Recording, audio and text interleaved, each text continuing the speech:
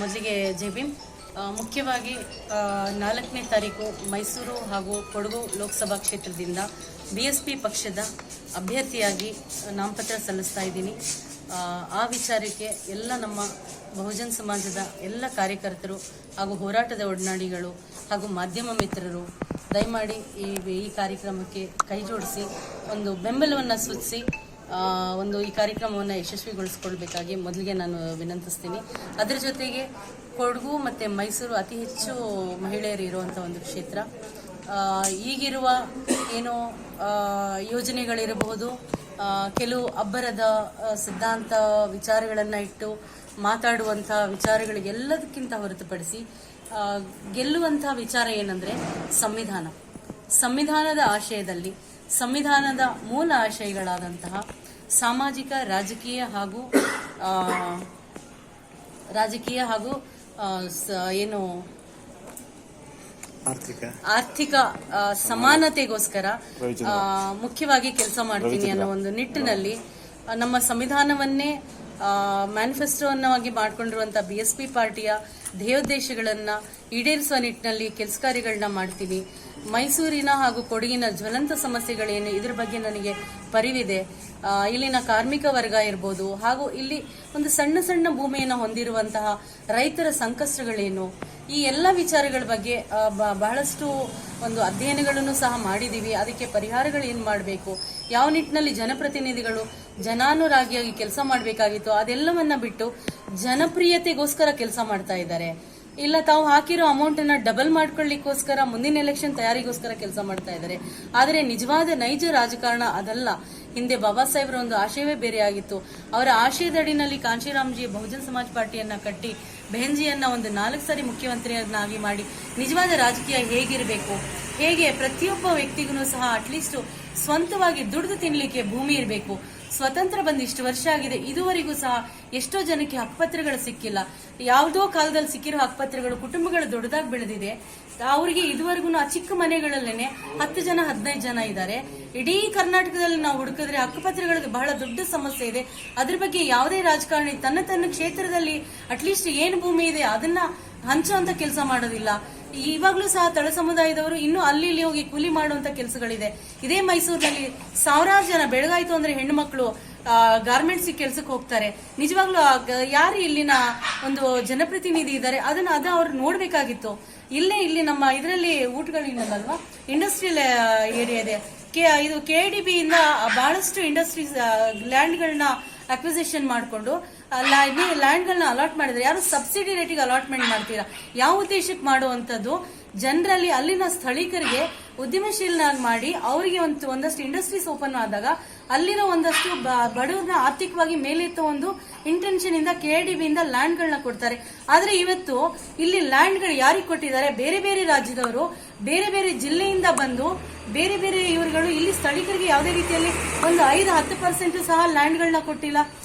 ಗಳಿದಾವೆ ಮ್ಯಾಕ್ಸಿಮಮ್ ಅಲ್ಲಿ ಒಂದಷ್ಟು ಹಾಗೆ ಖಾಲಿ ಬಿದ್ದಿದೆ. ಇಲ್ಲ, KIDB ನಾರ್ಮ್ಸ್ ಇದೆ, ಇಷ್ಟು ವರ್ಷ ಇವ್ರು ಯೂಸ್ ಮಾಡ್ಲಿಲ್ಲ ಅಂದ್ರೆ ಮತ್ತೆ ಅದನ್ನ ರಿಟರ್ನ್ ಹೋಗುತ್ತೆ.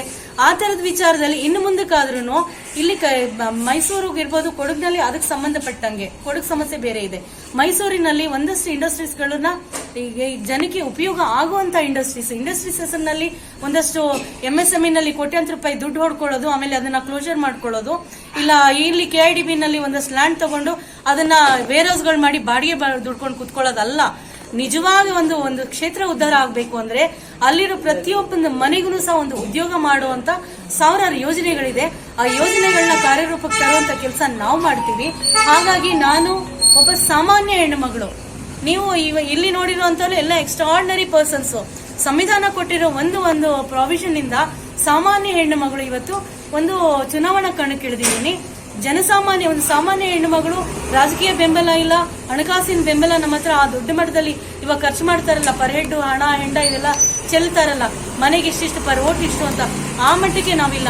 ಆ ತರದ ಎಲ್ಲ ಇಲ್ಲಗಳ ನಡುವೆ ಇವತ್ತು ಅಭ್ಯರ್ಥಿಯಾಗಿ ಒಂದು ಮಹಿಳೆ ಬಂದು ನಾನು ಮುಂದೆ ನಿಂತಿದ್ದೀನಿ ಅಂದ್ರೆ ಸಂವಿಧಾನ ಒಂದೇ ನನಗೆ ಒಂದು ಇರುವಂತ ಬೆಂಬಲ. ಅದೇ ಆ ಬಲದಿಂದ ನಾನು ಇವತ್ತು ಬಂದು ನಿಂತಿದ್ದೀನಿ. ಮತ್ತೆ ಬಹುಜನ ಸಮಾಜದ ಎಲ್ಲ ಒಂದು ಕಮಿಟೆಡ್ ಕಾರ್ಯಕರ್ತರು ಏನಿದ್ದೀರಾ, ಯಾವುದೇ ಒಂದು ವಿಚಾರದಲ್ಲಿ ಮನಸ್ತಾಪಗಳಾಗಿರ್ಬೋದು, ಬೇಜಾರಾಗಿರ್ಬೋದು, ಸಮಯ ಸಂದರ್ಭಕ್ಕೆ ಅನುಗುಣವಾಗಿ ಆತರ ಆಗ್ಬಿಟ್ಟಿರುತ್ತೆ. ಆದ್ರೆ ಚಳವಳಿ ನಿಲ್ಲಬಾರದು. ಯಾಕಂದ್ರೆ BSP ಅನ್ನೋದು ಒಂದು ರಾಜಕೀಯ ಚಳವಳಿ, ಸತತವಾಗಿ ನಿರಂತರವಾಗಿ ನಡಿಬೇಕಾಗಿರುವಂತದ್ದು.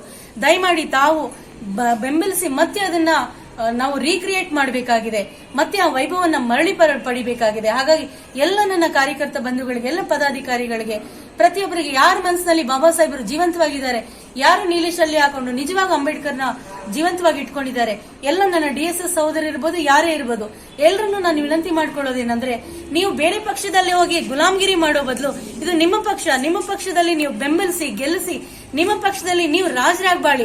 ಹೋಗಿ ನಾವು ಯಾರನ್ನು ಹೋಗಿ ನಾವು ಅವ್ರ ಮನೆ ಬಾಗಿಲು ಕಾಯ್ಬೇಕಾಗತ್ತೆ. ನಿಮ್ಮ ಅಕ್ಕ ತಂಗಿರನ್ನ ನೀವು ನಮ್ಮನ್ನು ಗೆಲ್ಲಿಸ್ಕೊಂಡ್ರೆ ನಿಮ್ಮ ಮಧ್ಯದಲ್ಲಿ ಬಂದು ನಿಮ್ಮ ಸಮಸ್ಯೆ ಏನು ಅಂತ, ಇವಾಗ ಏನು ಅಧಿಕಾರ ಇಲ್ದಂಗೆ 24/7 ನಾವು ಕೆಲಸ ಮಾಡ್ತೀವಿ. ಅಟ್ಲೀಸ್ಟ್ ನಮಗೆ ಒಂದು ಸಣ್ಣ ಅವಕಾಶ ಸಿಕ್ಕಿದ್ರೆ ಸದಾ ನಿಮ್ಮಗಳ ಮಧ್ಯದಲ್ಲಿ ನಾವು ಅವೈಲೇಬಲ್ ಇರ್ತೀವಿ. ನಮ್ಮನ್ನ ನೋಡ್ಲಿಕ್ಕೆ ನೀವು 250-300 ರೂಪಾಯಿ ಕೊಟ್ಟು ನೀವು ಅರಮನೆಗೆ ಬರೋ ಅವಶ್ಯಕತೆ ಇಲ್ಲ.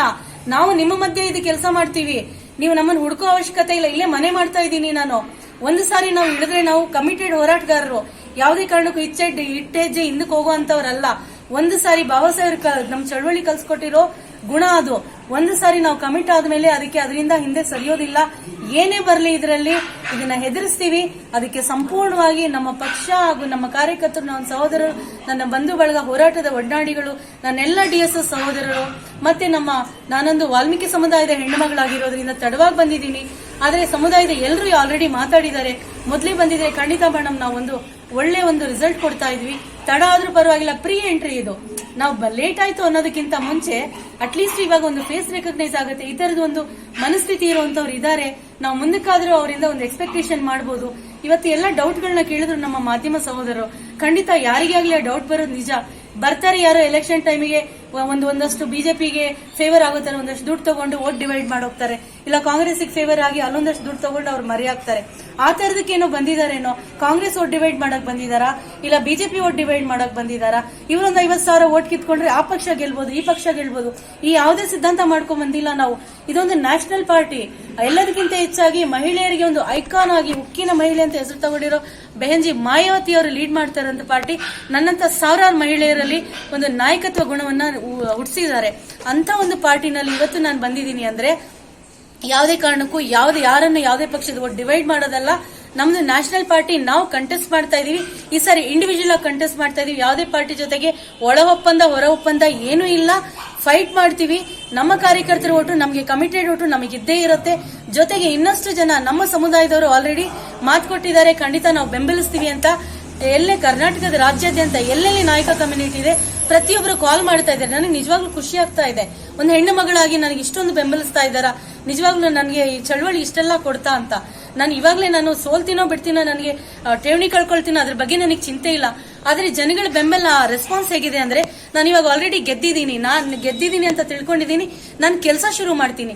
ಎಲೆಕ್ಷನ್ ಇವಾಗ ಒಂದು ಜಸ್ಟ್ ನನ್ನವ್ರ ಹತ್ರ ನಾನು ತಲುಪಲಿಕ್ಕೆ, ಎಲೆಕ್ಷನ್ ಆದ ನಂತರ ನಿಜವಾದ ಚುನಾವಣೆ, ನಿಜವಾದ ಚಳವಳಿ ಇಲ್ಲಿ ಪ್ರಾರಂಭ ಮಾಡ್ತೀವಿ ನಾವು. ಇನ್ನು ಮೈಸೂರು ನಿಜವಾಗ್ಲೂ ಚುನಾವಣಾ ರಣಕಣ ದಿನ ಕಾವೇರುತ್ತೆ. ಹಾಗೆ ಇವತ್ತು ಎಲ್ಲ ನನ್ನ ಸಹೋದರರು ಯಾವುದೇ ಒಂದು ಮನಸ್ತಾಪವಿಲ್ಲದಂಗೆ ಕೊಡಗು ಜಿಲ್ಲಾಧ್ಯಕ್ಷರಿಂದ ಹಿಡಿದು ಮೈಸೂರು ಜಿಲ್ಲಾಧ್ಯಕ್ಷರು, ಒಂದೊಂದು ತಾಲೂಕು ಕಮಿಟಿ ಸಹ ನಮ್ಮ ಜೊತೆ ಇದೆ. ನಾಯಕ ಕಮ್ಯುನಿಟಿಯಿಂದ ಹಿಡಿದು ಎಲ್ಲ ಒಂದು ಸಣ್ಣ ಪುಟ್ಟ ಸಮುದಾಯ ಸಹ ನಮ್ಮ ಹಿಂದೆ ನಿಂತಿದ್ದಾವೆ.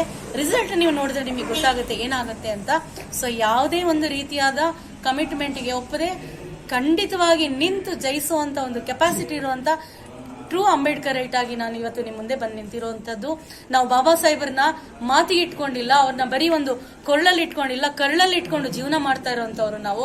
ಹಾಗಾಗಿ ಎಲ್ಲೂ ಸಹ ಅವ್ರ ವಿಚಾರಕ್ಕೆ, ಅವರ ಸಿದ್ಧಾಂತಕ್ಕೆ ಧಕ್ಕೆ ಬರದೇ ಇರ್ತಾರ ಕೆಲಸ ಮಾಡ್ತೀನಿ ಅಂತ ನಾನು ನಿಮ್ಮೆಲ್ಲರ ಮುಂದೆ ನಾನು ಪ್ರಮಾಣ ಮಾಡ್ತಾ, ದಯಮಾಡಿ ನಿಮ್ಮ ಮನೆ ಮಗಳು, ನಾನು ನಾಮಿನೇಷನ್ 4ನೇ ತಾರೀಕು ಫೈಲ್ ಮಾಡ್ತಾ ಇದ್ದೀನಿ.